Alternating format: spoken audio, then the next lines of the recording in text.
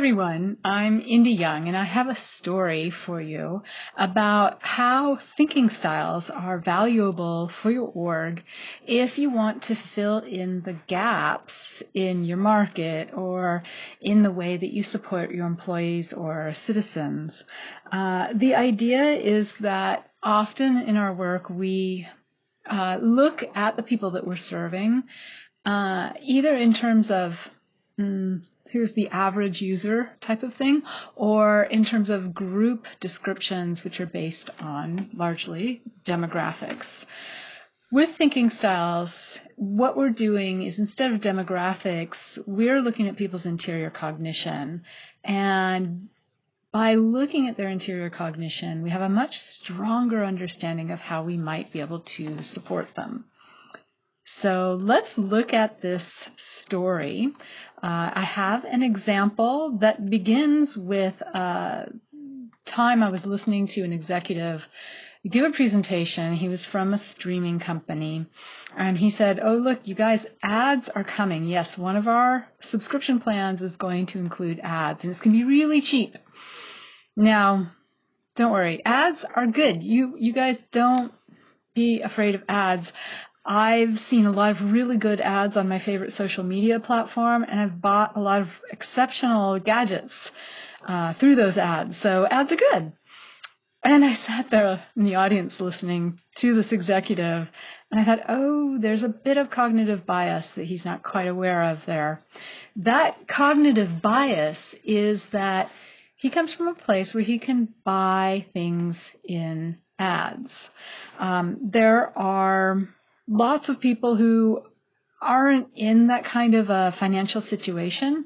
They have to think twice about things. Maybe they get triggered because their uncle actually went through bankruptcy because he couldn't resist buying things. Or maybe they're thinking along the lines of, hey, we live in a really consumption kind of community or economy, and we have too much stuff. We have too much junk. We don't need it all, so I'm going to consume less. I'm not going to be this consumer that the economy wants me to be. So with that in mind, what if we did a study? What if we understood people's thinking styles with respect to how they unwind at the end of a long day? Now, that could take a lot of different ways, listen to music, read a book, go on a walk with your partner. But we're going to zero in on people who are using some sort of television or games, let's say. Now, just to take a look at what we've got on the screen here, the streaming company currently is selling their subscriptions in three little swaths. One is this ad-supported one. Yeah, it's really cheap.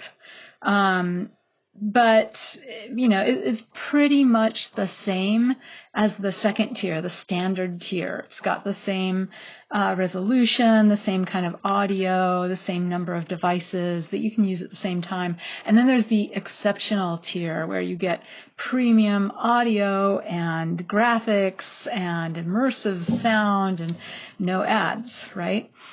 A lot more money per month. And the thing to note about this is that the organization has named these different subscription levels based on the features of their solution. So the features are, hey, you've got good enough quality, or you've got excellent or exceptional quality. You've got good enough quality or standard quality, right? With ads or without ads. That's all they're doing here. So let's take a look at the results that we might come up with if we had done that study and understood the variety of thinking styles are out there. You can see there's a lot more going on in terms of subscription selection. And the very first subscription panel is about balanced use.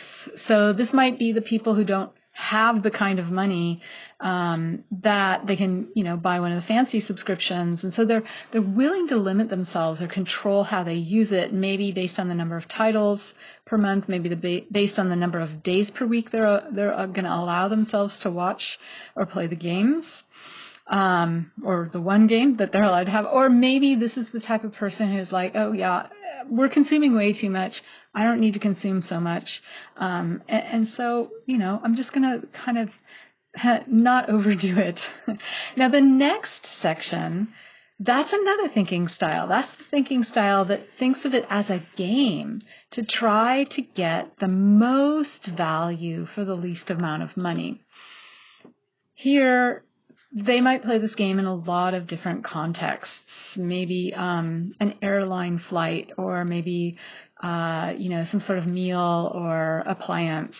And in this case, what they're doing is they're willing to put up with the ads. It's not so much about money as getting more for less. It's that game. And so that's where the ad breaks can show up.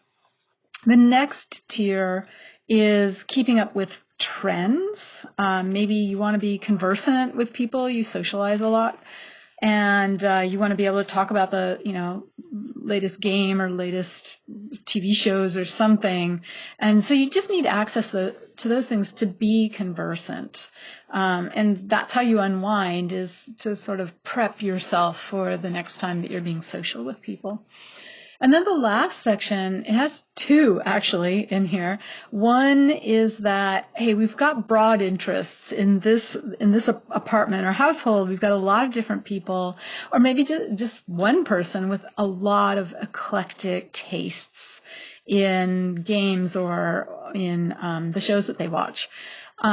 Versus that same sort of a mindset, but with the idea of wanting to really exit the present world and immerse myself in the game or immerse myself in the show, so that I'm not actually on the sofa anymore, in a way. So in this way, we've got a whole lot of other kinds of plans, the first two of which are actually adjustable. You can change them based on what's happening in your life that month, and it matches people's thinking styles.